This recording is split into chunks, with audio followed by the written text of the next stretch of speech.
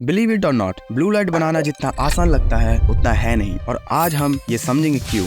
स्वागत है सबका एक फैसिनेटिंग जर्नी में, जहां हम रोशनी की दुनिया के बारे में बात करेंगे। एक ऐसी दुनिया जो हमेशा हमारे आसपास होती है, लेकिन साइंस के लिए एक बड़ी पहेली बन गई है। आपके स्मार्टफोन स्क्रीन के चमकने से लेकर हाई डेफिनेशन टीवीज के क्रिस्प डिस्प्ले तक ब्लू लाइट हर जगह है। ये एलईडी लाइट्स में है जो हमारे घर और शहरों को रोशन करती है, और ये फाइबर ऑप्टिक कम्युनिकेशंस में भी इम्पोर्टेंट रोल प्ले करती है, जो हमारे डिजिटल दुनिया को चालू रखती है। लेकिन कॉमन होने के बावजूद असली ब्लू लाइट बनाना साइंटिस्ट और इंजीनियर्स के लिए लगभग इम्पॉसिबल टास्क बन गया है। अब आप सोच रहे होंगे, मैं तो ब्लू लाइट हर वक्त देखता हूँ, तो ये बनाना मुश्किल क्यों है? तो तैयार हो जाओ, क्योंकि हम एक कलरफुल जर्नी पे निकलने वाले हैं, जहां हम ये समझेंगे कि blue light artificial light production में इतनी बड़ी चैलेंज क्यों आती है। At a certain point, they have to take a risk. Because many scientists go to one direction, you have to go to totally wrong direction alone. You have to take a risk. It's very risky, but if you could hit something, it's a big breakthrough. Your Majesty, Royal Highnesses, Ladies and gentlemen. इस blue light के कॉन्ड्रम को समझने के लिए हमें थोड़ा light science में जाना पड़ेगा। सबसे पहले बात करते हैं लाइट के बारे में कि ये असल में होती क्या है। बेसिक में लाइट एक तरह की एनर्जी होती है जो वेव्स में ट्रैवल करती है। अलग अलग कलर्स की लाइट के अलग अलग वेवलेंथ्स और एनर्जी लेवल्स होते हैं। जैसे कि रेड लाइट की वेवलेंथ लंबी होती है और एनर्जी कम होती है, जबकि ब्लू लाइट की वेवलेंथ छोटी होती है और एनर्जी ज्यादा होती है। याद है इलेक्ट्रोमैग्नेटिक स्पेक्ट्रम जो हमने हाई स्कूल फिजिक्स में पढ़ा था? वो वही रेनबो है जिसमें रेडियो वेव से लेकर गामा रेस तक सब कुछ शामिल होता है। विजिबल लाइट जो हमारी आंखें देख सकती हैं, इस स्पेक्ट्रम का एक छोटा सा हिस्सा है, और इस छोटे से हिस्से में ब्लू लाइट सबसे हायर एनर्जी वाले एंड पर होती है, जिसका वेवलेंथ करीब 450 से 495 नैनोमीटर्स के बीच होता है। अब यहाँ से चीजें ट्रिकी हो जाती हैं। जब हम आर्टिफिशियल लाइट बनाने की कोशिश करते हैं, तो हम असल में एटम्स को एक्साइट करके उनसे एनर्जी लाइट के फॉर्म में रिलीज करने के लिए कह रहे होते हैं। आपको बिल्कुल सही अमाउंट में एनर्जी देनी पड़ती है ताकि ये हो सके। रेड और ग्रीन लाइट के लिए प्रोसेस काफी स्ट्रेट फॉरवर्ड होता है। इन कलर्स को प्रोड्यूस करने के लिए जो एनर्जी लेवल्स चाहिए होता है, वो काफी मटेरियल्स के नेचुरल एनर्जी स्टेट से अच्छी तरह मैच करते हैं। लेकिन ब्लू लाइट तो लाइट वर्ल्ड का ओवर अचीवर है। इसके लिए बहुत ज्यादा एनर्जी जंप की जरूरत होती है, और ऐसे मटेरियल्स ढूंढना जो ये जंप एफिशिएंटली कर सके एक बड़ी चैलेंज रही है। ब्लू लाइट बनाने के लिए हाई एनर्जी रिक्वायरमेंट के काफी प्रॉब्लम्स होती है। पहला नंबर, एफिशिएंसी। ब्लू लाइट बनाने की कोशिश में ज्यादातर एनर्जी हीट के फॉर्म में वेस्ट हो जाती है, लाइट बनने के बजाय। दूसरा, स्टेबिलिटी। जो मटेरियल्स ब्लू लाइट प्रोड्यूस कर सकते हैं वो जल्दी डिग्रेड हो जाते हैं, जिससे वो लॉन्ग टर्म यूज के लिए इम्प्रैक्टिकल हो जाते हैं। तीसरा नंबर आता है कॉस्ट। ब्लू लाइट बनाने के लिए रेयर मटेरियल्स और कॉम्प्लेक्स प्रोसेस चाहिए होता है, जिससे ये हिस्टोरिकली काफी महंगा बन गया है। ये challenges efficient blue light production के अप टू इलेक्ट्रॉनिक्स के फील्ड में एक एंड्योरिंग पजल बना देते हैं। ये वो फैंसी टर्म है जो उन इलेक्ट्रॉनिक डिवाइस की स्टडी और एप्लीकेशन के लिए यूज होती है जो लाइट को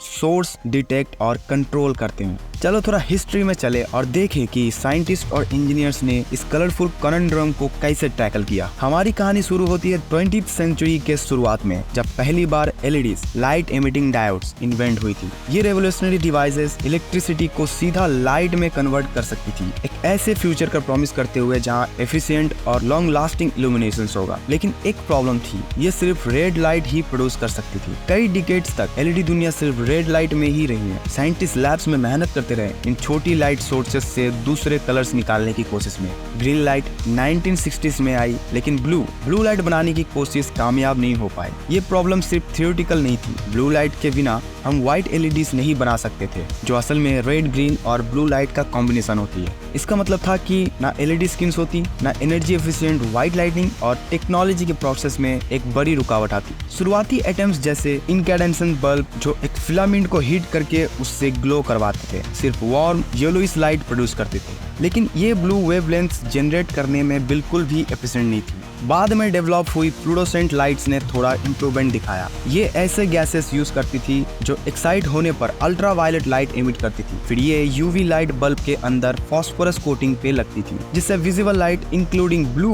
प्रोड्यूस होती थी। लेकिन लाइटनिंग टेक्नोलॉजी का होली ग्रेल, यानी एफिशिएंट और प्योर ब्लू लाइट बनाने का सपना अब तक दूर ही थी। ये सब तब तक था जब तक एलईडीज का इमरजेंस नहीं हुआ, जिन्होंने लाइट जनरेशन के एक नए अप्रोच को इंट्रोड्यूस किया। 1970s और 1980s के दौरान दुनिया भर के रिसर्चर्स ने ब्लू एलईडीज बनाने की प्रॉब्लम को सॉल्व करने में अपनी जान लगा दी। उन्होंने हर तरह के मटेरियल्स और टेक्निक्स ट्राई की, लेकिन सक्सेस हाथ नहीं लग रही थी। कुछ लोगों ने तो सोचना शुरू कर दिया था कि एफिशिएंट ब्लू लाइट प्रोडक्शन शायद मुमकिन नहीं है। एक ब्लू एलईडी बनाना इतना आसान नहीं था। इसके लिए सही सेमीकंडक्टर मटेरियल्स ढूंढना जरूरी था, जिसमें सही इलेक्ट्रॉन प्रॉपर्टीज हो, और ये टास्क बहुत ही चैलेंजिंग था। अर्ली अटेम्प्ट्स में जो एलईडीज बनाई गई वो डिम और short lived blue light emit करते थे, जो हमारे ब्राइट और एफिशिएंट सोर्स से काफी दूर थी।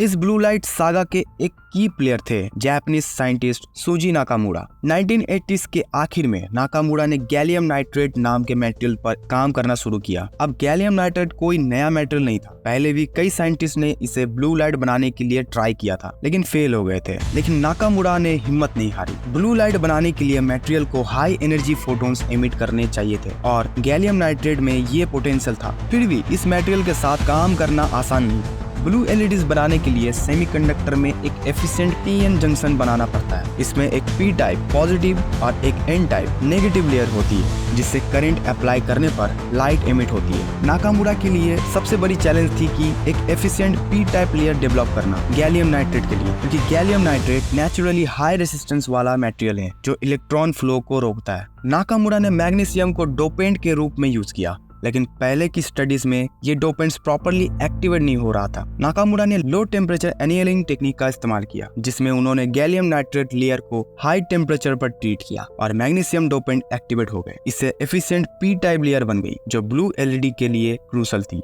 नाकामुरा ने अपने एलईडीज में क्वांटम वेल्स का कॉन्सेप्ट इंट्रोड्यूस किया। Quantum wells ultra thin layers होते हैं जो इलेक्ट्रॉन और होल्स को कन्फाइंड स्पेस में रखते हैं, जिससे रिकॉम्बिनेशन प्रोसेस एफिशिएंट हो जाता है और लाइट एमिशन ब्राइट होता है। ये स्टेप ब्लू लाइट के एमिशन को इनहैंस करने में गेम चेंजर साबित हुआ। नाकामुरा ने अपनी सालों की मेहनत और रिसर्च से जो ब्लू एलईडीज बनाई, उनमें हाई ब्राइटनेस और एफिशिएंट थी, जो पहले के एलईडीज में मिसिंग थी। 1993 में उन्होंने पहला high brightness blue LED create किया यूजिंग गैलियम नाइट्रेट। ये एक ब्रेक थ्रू था जो लाइटनिंग की दुनिया को हमेशा के लिए बदल देगा। नाकामुरा का इनोवेशन गैलियम नाइट्रेट के यूनिक इलेक्ट्रॉनिक प्रॉपर्टीज का यूज करने में था, जिससे इलेक्ट्रॉन एनर्जी लेवल्स को प्रिसाइज कंट्रोल करना पॉसिबल हो गया, ताकि ब्राइट और एफिशिएंट ब्लू लाइट जनरेट की जा सके। ये सेमीकंडक्टर ने साइंटिस्ट को लाइट के फॉर्म में रिलीज होने वाली एनर्जी को फाइन ट्यून करने की एबिलिटी दी, जिसमें ब्लू लाइट भी शामिल थी। नाकामुरा का काम अक्सर स्पेक्टिज्म से मिला। साइंटिफिक कम्युनिटी में कई लोगों ने गैलियम नाइट्रेट को छोड़ दिया था, ये मानकर कि ये एक डेड एंड है, लेकिन नाकामुरा लगे रहे और उनकी परसिस्टेंस ने आखिरकार एक ऐसा ब्लू एलईडी बनाया जो आज हर जगह यूज हो रहा है, चाहे वो स्मार्टफोन्स हो, एलईडी लाइट्स हो या फिर हाई डेफिनेशन डिस्प्ले। नाकामुरा का काम जो उनके फेलो रिसर्चर्स इजामु आकासाकी और हिरोशी अमानो के साथ मिलकर किया गया था, इतना ग्राउंड ब्रेकिंग था कि उनके 2014 में नोबेल प्राइज इन फिजिक्स से सम्मानित किया गया। उनकी डिस्कवरी को एक रेवोल्यूशनरी ब्रेक थ्रू के रूप में देखा गया, जो लाइटनिंग टेक्नोलॉजी के फील्ड को हमेशा के लिए बदल देगा। लेकिन इस बड़े अचीवमेंट के बाद भी ब्लू लाइट का चैलेंज पूरी तरह सॉल्व नहीं हुआ था। नाकामुरा के ब्लू एलईडीज एक बड़ी जंप थी, लेकिन इनमें अभी भी एफिशिएंसी और कॉस्ट के इश्यूज थे।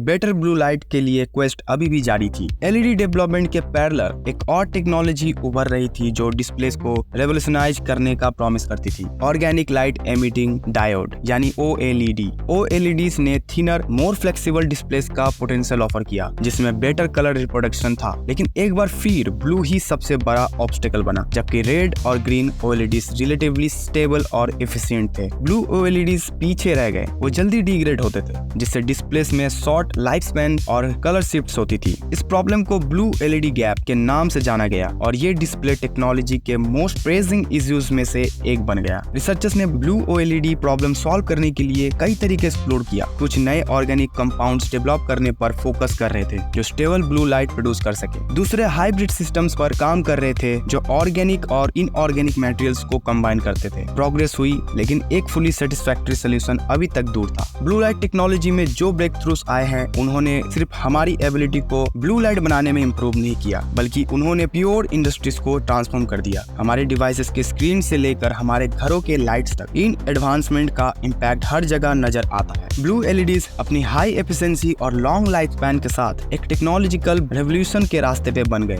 ये व्हाइट एलईडीज बनाने के लिए मिसिंग मिसिंग पीस थी, जो ब्लू लाइट को फास्फोरस के साथ कंबाइन करके एक broad spectrum of light produce करते हैं जो नेचुरल सनलाइट को मिमिक करता है। आज ब्लू एलईडीज हर जगह है। ये हमारे स्मार्टफोन्स को इल्यूमिनेट करते हैं, हमारे कंप्यूटर स्क्रीन्स को पावर देते हैं और हमारे घरों को रोशन करता है। ब्लू लेजर डायोड की क्रिएशन ने सिर्फ डेटा स्टोरेज को रेवोल्यूशनाइज नहीं किया, बल्कि एडवांस्ड प्रोजेक्शन सिस्टम्स और लेजर बेस्ड लाइटनिंग के लिए भी रास्ते खोले हैं। Quantum dots. रिसर्चर्स ने डिस्कवर किया कि क्वांटम डॉट्स जो टाइनी सेमीकंडक्टर पार्टिकल्स होते हैं, उसका यूज करके वो लाइट के कलर को इनक्रेडिबल प्रिसिशन के साथ ट्यून कर सकते हैं। इसका रिजल्ट QLED डिस्प्लेस में देखा गया, जो क्वांटम डॉट्स का यूज करके कलर प्रोडक्शन को इनहैंस करते हैं, जिसमें वो इल्यूसिव ब्लू भी शामिल है। पहला, प्रोवोस्किट LEDs। प्रोवोस्किट्स जो एक यूनिक क्रिस्टल स्ट्रक्चर वाले मटेरियल्स है, उसने stable efficient blue light create करने में प्रॉमिसिंग रिजल्ट दिखाया है। दूसरा, ग्राफीन। ये वंडर मटेरियल अपनी यूनिक इलेक्ट्रॉनिक प्रॉपर्टीज के साथ ब्लू लाइट प्रोड्यूस करने के लिए आइडियल बन सकता है। हालांकि ये अभी अर्ली स्टेजेस में है, लेकिन graphene based blue light emitters का पोटेंशियल है कि वो एफिशिएंट और स्टेबिलिटी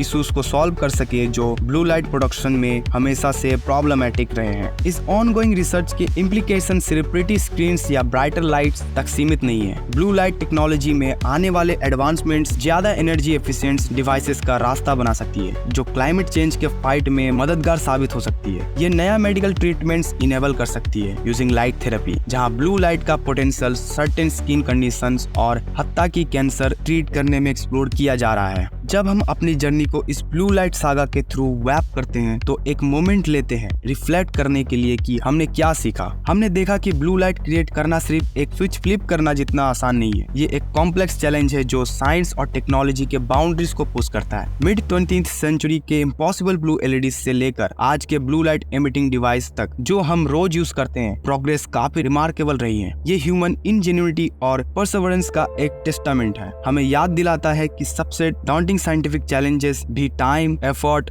और थोड़ी इनोवेशन के साथ ओवरकम किया जा सकता है। ब्लू लाइट चैलेंज के थ्रू हमारी जर्नी एक पावरफुल रिमाइंडर है कि बेसिक साइंटिफिक रिसर्च कितनी इंपॉर्टेंट है, जो एक क्यूरियोसिटी से शुरू हुई थी। ब्लू लाइट बनाना इतना मुश्किल क्यों है? वो एक क्वेस्ट बन गई जो मॉडर्न दुनिया को सेव करने में मददगार साबित हुई। ये ह्यूमन इंजेन्युइटी की पावर और उन अनएक्सपेक्टेड वेज का टेस्टामेंट है जिसमें साइंटिफिक डिस्कवरीज हमारी जिंदगी को बदल सकती है। तो अगले टाइम जब आप अपने स्मार्टफोन स्क्रीन को देखो, अपने हाई डेफिनेशन टीवी देखो या सिर्फ एक LED लाइट बल्ब ऑन करो, तो एक मोमेंट लो अप्रिशिएट करने के लिए कि उस ब्लू लाइट को पॉसिबल बनाने में कौन सा इनक्रेडिबल साइंस और रिलेंटलेस ह्यूमन एफर्ट गई है। ये सिर्फ इल्यूमिनेशन नहीं है, ये ह्यूमन परसेवरेंस और इनोवेशंस का एक ट्रियम्फ है। ब्लू लाइट की कहानी अभी खत्म नहीं हुई है। हमारी करंट कैपेबिलिटीज एक साथ भी अभी इम्प्रूवमेंट की जगह है। साइंटिस्ट्स और इंजीनियर्स ब्लू लाइट प्रोडक्शन को और एफिशिएंट, स्टेबल और अफोर्डेबल बनाने पर काम करते रहेंगे। कौन जानता है, नई ब्रेक थ्रूज बस कॉर्नर के पास ही हो सकती है। आपका क्या कहना है ब्लू लाइट टेक्नोलॉजी के फ्यूचर के बारे में? ब्लू लाइट के सीक्रेट्स अनलॉक करने की जर्नी एक टेस्टमनी है साइंटिफिक एक्सप्लोरेशन की पावर और उस इनक्रेडिबल इम्पैक्ट की जो छोटी सी वेवलेंथ भी हमारी दुनिया पर डाल सकती है। कीप क्वेश्चनिंग, कीप एक्सप्लोरिंग और याद रखो,